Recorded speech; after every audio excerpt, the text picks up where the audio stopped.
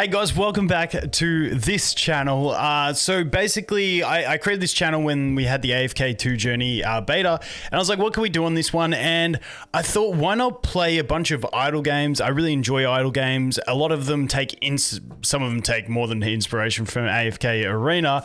And then we can look at features and just play around in cool games. Maybe find stuff that we like and just have some fun. So that's what we're doing over here on this channel. Until obviously AFK 2 comes, we'll go pretty hard on that. But in the meantime, I wanted to, have something to do here. So I found this Eternal Evolution game. Now it's in a soft launch. It's supposed to be launching in November. And I just wanted to show you guys, see what you guys think. And I'll just, do some gameplay videos and stuff like that on this one. Try and figure out if I can get good at it. So this one, first off, we'll go through the heroes. It's an idle game, but it's like idle meets turn-based, not in the idle heroes form, but in the gearing and stuff like that. I really like the gearing system. Like this one's fairly different to AFK Arena. It's got some unique things that I really like. So firstly, the character designs are pretty cool. I love this guy. Randall's an absolute savage. He creates clones of himself that attack. It's pretty wicked. I got this dude here. He's not too great, but I just had got a heap of copies of him, so we built him up. But you can get a feel for the design. This guy's an absolute beast range damage dealer. I like seeing like a massive tiger that you think is just going to be a melee damage dealer, and it turns out to be just an archer. So you get that sort of stuff. There's a lot cooler heroes. They've got like a different system where they got triple S heroes, which are comparable to Celestials and Hypergeans, but there's items that you can get that act as the duplicates for them and stuff like that. Let's go take a look at them. So you get like big mechs, you get aliens, you get a bunch of cool stuff. There's Randall again. Let's look for some of the cooler ones, like this chick. Like you get some cool stuff. Honestly, the design in this game's pretty cool. I really like it. I like her. I love bows. You guys know that. And she got like these two like telekinetic bow type things. I reckon Emma looks absolutely savage. Let's go into one of the other factions and take a look. So now they had the Atlas faction, which is like more like the alien type faction. So we got these boys, the big rhino beast thing. It's like an alien lightning something or other. Like I said, it's got some pretty cool, like unique type character designs. Very Warframe-esque. This guy's a triple S, so he's one of the rarer ones, so he gets like a better animation. Got another triple S here. Looking pretty cool. But yeah, like I said, these designs, like you got dragons, you got weird things. These are just rares, so they're not too cool. This guy looks pretty savage as well. He does like AoE ice damage. I like this guy as well.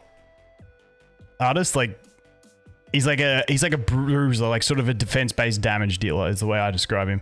Pretty cool. Some pretty cool units. All right, and let's go into the final one, the Wenfear, which is this is like more your beasts and stuff like that. So this dude here, Luke, he's looking pretty cool. Got the Harpy chick. Pregor, I think she's just the new hero that's just come out. So she's new. The banner's on for her at the moment. That's a rare. He's a really bad healer. He's a decent tank. Where's some of the really cool ones? Yeah, like this chick. She looks savage, like a fairy, but like a cool damaging fairy. You got Crate, like, dude, some of these characters are wicked. Anyway, spent enough time on characters. You get the gist. Cool characters. All right, so let's move on from that. And let's look at the combat in the game. So it's got, you must download full resource. I only just installed it on this, on this instance. Okay, resources downloaded. So let's jump into the campaign. Very AFK Arena style, go stage to stage. The thing I love about this game is in Chapter 5, which you'll get there on day 1, it gives you auto next stage. So you can just like, overpower it and then go through auto next stage. They've got this like progression system. You just want to keep on top of this. This is where you get a heap of summons and all that sort of stuff. And it goes pretty far. I'm in Chapter 10 and it's still coming. I think I'm on my 7th or 8th day of play here. So let's just jump in. I'll show you what combat works like. So combat, you can place 5 units. Now we've got 5 units. We've also got our like commander or leader. I think they're commanders. Yeah, commanders. And they all have different effects. Like this guy, when any of my units use a lunging ability, which this guy can lunge and this guy can lunge, they gain a shield. This one this chick is like, if anyone uses a multi-strike attack, it's going to deal extra damage on top of this. And her, if you use an AoE attack, she's going to summon a drone that's going to do AoE. So like they're like added effects. Then we have these things, which I don't know what we actually call these things, but they give you like bonus passive skills and stuff like that. So like, for instance, this one, you got like an offensive, a defensive, and a supportive one. So this one, the crit rate of allied energy, which is like magic damage dealer, assassin, and vanguard heroes, normal attacks shall be increased by 10%. So fairly basic stuff, but then you can get better ones along the way. So basically what I have here, just for instance, showing you my strategy has been, I got 2 lunges to make use of distracting enemies, absorbing a bit of damage. I got my main tank here, to do some tanking. Now this guy, because we have this commando who's gonna, you know, give me some basically mitigation with the shields every time I teleport, and then I've got this guy who's a tank, and I got him sitting in the mid row because his ultimate, he basically takes all the damage that an ally would take. So normally this guy's gonna get low, and then he's gonna get shielded, and then he's gonna keep generating shields, and then I can sustain pretty far. Hopefully that's the idea. Obviously I'm stopped here, so I probably failed at this stage last night. So let's see if we can actually get it. You got 2 times speed. The other cool thing that this has is that when you go into auto mode, you can choose if there's a certain character you do not want to put on auto. The other thing is when you do manual play it, all of these ultimates, you can actually target them. So say you want to use an ultimate on a specific enemy, you can actually target where you want to do it. Some of them have like cones of range, and you can actually target the specific areas you want to attack and stuff like that, which is really cool. Okay, so this stage is getting a bit tough. As you can see, my Randall died, which is less than optimal. You can check DPS charge. As you can see, he's doing a truckload of damage for me, so I don't want him to die. So I think if I swap him around with my other Lunger, if my other Lunger can survive, we might be okay. But losing Randall just makes me lose too much damage. So the idea is we do not want him to die, but I think I might be okay here anyway. Because we do have our other Lunger at half health. He's actually losing it really quickly now. But hopefully he can get some extra damage there. He did do his lunge, so he got his shield up. And, oh, can we get the stuns? This guy stuns on his jump. Okay, got a stun. We're not going to get there, I don't think. Tiger does have some decent damage, but I don't think he's going to get 1v3. Maybe. Do the rain. Okay, now do the single shot. Nice. Okay. So there we go. The Tiger works pretty well. And like I said, we've got this auto challenge. So we just hit that. It counts down 3 seconds and it takes you into the next stage. Now, just hit my light.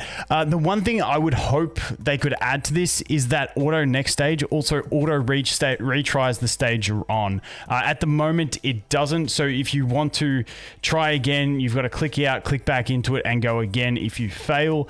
So that would be like my greatest hope, is that they could add something like that, because the auto next stage is obviously fantastic. But yeah, getting that next level of having auto retry would be fantastic. So you don't have to keep clicking retry every time you fail. Like some stages, you know, you just fail and you know RNG will get you there, and you don't want to have to keep clicking it. I figure they've got this quality of life. It's not too far to hopefully add something like that in. So that is the general combat. Now, what I want to jump into now is showing you guys where this changes up. No, let's not go to missions. And we go to heroes. So the gearing system is very similar to turn-based games in that. So here we go. Here's the gearing system. And as you can see, each piece of gear has different set bonuses. Now, this is still low rarity gear, so I only got a certain amount of substats. This can only be powered up to level 8.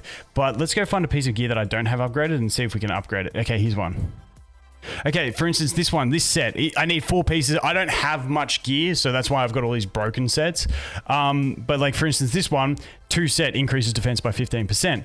Then these ones, if we go, this weapon will always have attack, this will always have defense, and this will always have HP. However, this one can have like HP, crit rate, crit damage, attack percent, attack flat. It's all those ones. This one's got more of you. I can't remember. I think this one's like attack, HP, yada yada yada. This one can sometimes have the damage reduction, resistance. I can't remember exactly the way it goes, but it's got like that turn-based style of gearing. And then as you upgrade them, which if we go here, the one thing that it doesn't have from turn-based games, which I love, is it doesn't have the stupid, like the meter that goes up and like, oh, will you fail? It's just, you just put the materials in and then you get it leveled up. And as you can see here, we're going to get +1 secondary stat, randomly increase secondary stats by 1. So if we go Forge here, you can see that we got an extra substat of HP HP. Oh no, that was our HP went up, and we got an extra attack, and then we got a +1 into that. So our HP, which was our main stat, obviously increased, but then we got the random stat, which was the attack, and then we got a +1, and that +1 could have gone into attack percent or flat attack. Attack percent would have been the better one, but hey, these things happen. We're not even too stressed about that anyway. So that is that system. They do have basically signature items here, which is exclusive, which once you get it to this level of ascension, you use resources that you get along the way, and then you can go ahead and upgrade them, very similar to AFK Arena. Now, their talent system's really cool. It's not like a talent tree where you have to specifically choose it. It's just like another resource system where you get the resources, then buff them, and then as you get to certain levels of ascension, you can unlock bonus abilities for them. It's just a resource management thing. I think of this like engravings, but you get a lot more of the currency, so it's so much easier to upgrade talents. But you know, these are really cool. Like for instance, this one adds a stun to his ability for 1.5 seconds. Every time an enemy is around, the energy recover increases by 20%. You get some pretty cool effects through the talents. So really optimizing who you talent up is going to be a big thing. Now if we bounce over to the base here, I'll show you guys what happens over here. We do have the inherit. So this one over here, oh no, not inherit. That's just your resonating crystal. I just didn't want it to go to evolve. So I don't have the full tree mapped out yet of how evolutions work, but like it's different. Like your first evolution to get to like Elite Plus, you just need a elite copy of something in the same faction. Then you'll need a same, let's just level up this guy as a fodder.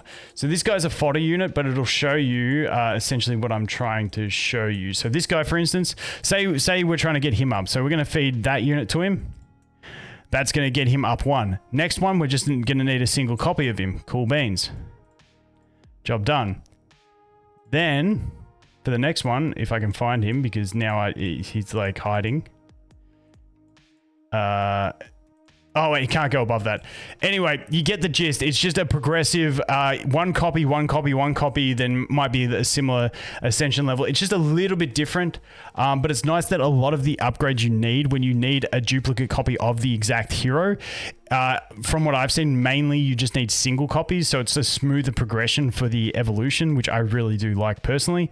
Past that, let's look into the other game modes in the perimeter. Now, this is the other cool thing. Now, each day you get 3 tries. You can also get rid of the loot to make it a bit cleaner. So Soul Mine is basically just your tower mode. Except it's a mine, so you go down instead of up. Genius, I know. The Rift here is just those one-time clearance things. I think Peaks of Time in AFK Arena, you got to reach a certain chapter and do a certain completion of the previous one. Just Peaks of Time. It's got the same exploration type mode. I'm not going to jump in there. The ones I want to focus on here, Wasteland is your Labyrinth mode, but it resets every day, and you can skip the battles. Like you can, instead of watching the whole battle, you can get into it and then hit skip, instant finishes. Up here is a Halloween event. So this is like the event portal when they've got events going on. Then we have Ancient Altar, which looks like it resets weekly, and it's like you've got 3 bosses that you've got to fight. Like if I challenge this guy, I can show you, and it's got different difficulties. But when I jump in to challenge this guy, there's 3 bosses that I have to fight with different strategies, and you got to try and do the most damage, and you can get some pretty good rewards out of it. So that's that, and then it goes up in difficulty as you go on. The thing that I really like is these 3 things. So we've got a gear farm, which you can do 3 per day. We've got this one, which is for those little pieces of equipment that you equip, and this one's for your commander. So you got the 3 things that you can farm for each day, and they're different bosses. And basically the cool thing about this is if you've already cleared the level, that it uses a stamina, but if you haven't cleared the level yet, you can keep retrying and failing, and it doesn't use your stamina. As you can see, I've got 3 of them, and then you can get these rainbow staminas throughout, which you can use to compete in any one of them. Now, I'm saving all these until I get to the highest level of them, because that's what I want to do. And you can buy more of these, so I like the idea of buying these daily. At least the cheap one, whales will buy more, so they can do more farming and stuff like that. But hey, it's something to think about. But anyway, that's more guide territory. I'm not into guide territory yet. But then, yeah, Taradome, we got a different boss as well. And then this one, we do have a different boss as well. I'll just show you guys one of these boss fights. I'll probably, let's do this one. I'll probably lose because I'll try a stage I haven't done yet. And basically this guy, you hit certain thresholds in his health pool and then he'll like he'll have a stacking buff basically, and if he recovers before you get rid of all the stacks, so you need multi-hitters, then he's basically going to one-shot your team. So let's just jump in and challenge. No, wait, oh, I've got to put my support thing there. Let's just do that. Equip that, assign. Okay. Cool beans. I think we're just going to die to this guy anyway. I don't like my chances. Yeah, this difficulty is too high for where my levels are at, but I'll show you anyway. It'll give you an idea.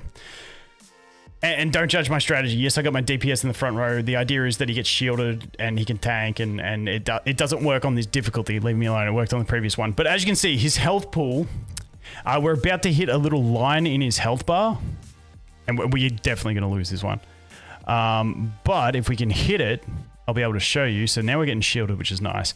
So as soon as we hit that, he sees this counter, the 23. So we need, and when it happens, you get all of your ultimates instantly. So you want to hit him with as many hits, multi-hitter attacks as you can, and pop that shield, and then he'll crawl on his back, roll on his back like a turtle turned over. And you just basically want to nuke him until you get to the next line, same thing, and then the next line, same thing. Unfortunately for me right now, I don't have a good healer. I've got no good healers, so I lack sustain. And I need to bring X amount of units to be able to even try and do the enough hits. So that's sort of where I'm at. Like I said, I'll just end up failing this one. But it's really cool boss fights that encourage you to use different units. One of the other fights, it's like she summons like little spiders, and you want to kill the spiders as quick as possible. Otherwise, if they get to a certain ring, they basically one-shot your team. So there's all these different boss mechanics and stuff like that, which I really like. It's the boss fighting combined with the gearing system is what I really like in this game. And then it's like, instead of in turn-based games where you've got to basically just retry, you know, you just jump in and you come back after 12 hours and collect your AFK loot and see if you've got some loot. So you get your like manual doing stuff loot, and then you just get your AFK loot as well. So I think it's a pretty solid combo. I really like the way the game's going. I'm definitely going to keep playing this one. I'll upload some videos. Maybe we'll come back with a summon video. I'm up to 10k gems. It's 2700. It's AFK Arena summon system. Let me just check. Recruitment system. Yeah, we got the limited banner on. Yeah, 2700. So, you know, same as AFK Arena. 300 for one, 2700 for a 10 pool. It's a pretty solid system. They do kind of cheese it in that the worst units have a higher drop rate. Like not like elite to rare. It's like the good elites have a lower drop rate than the bad elites. It's like, it's kind of cheese in that sense, but you know, it is what it is. You can't control that. I mean, I guess it's smart play by them. Also encourages you to build worse units and then, you know, develop your game along. I actually don't mind it because this guy's got a higher drop rate. I got a heap of copies of him. Now I'm using him and I can replace him later, but he still fills the role I need to. But yeah, anyway, let me know what you guys think. Thanks for watching. Hope you have an awesome day, and I look forward to seeing the next one. Cheers.